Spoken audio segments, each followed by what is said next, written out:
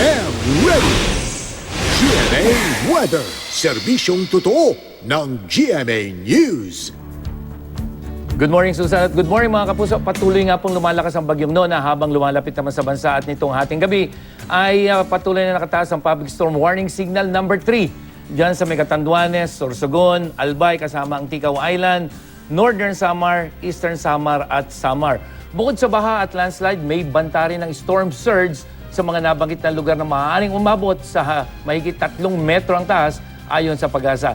At mga kapuso, walang klase po ngayon sa lahat ng antas ng paaralan.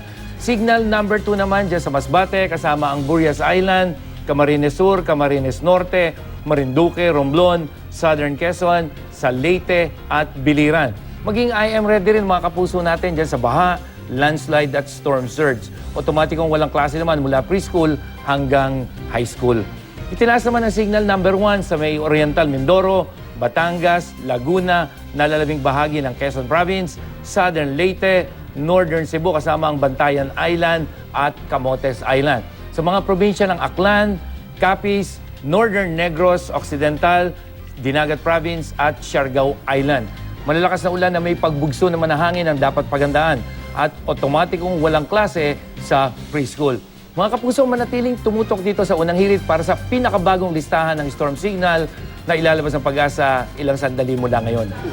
Mang Tani, saan ba posible mag-landfall ang bagyong Nona? Sa ngayon, Susan, ang titingnan ay posibleng dito sa may Northern Samar o kaya naman ay dito sa may Sorsogon. So yung Northern Samar, Sorsogon area ang posibleng tamaan ng sentro nitong bagyo. Kung dito sa Northern Samar tatama yan, ay inaasahan na kung hindi ngayong tanghali ay mamayang hapon. Pero kung yan ay manggigilid lamang sa Northern Samar at dito tatama sa Sorsogon, ito ay posibleng mamayang gabi.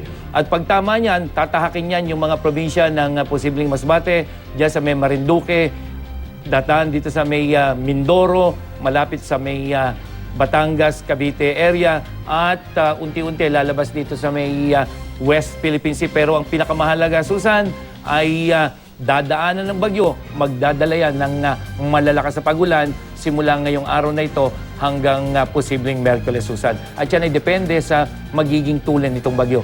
At yan muna ang latest mula sa GMA Weather. Ako po si Nathaniel Cruz, magplano para sigurado. I am ready. Serbisyong totoo ng GMA News. Salamat, Mang Tani.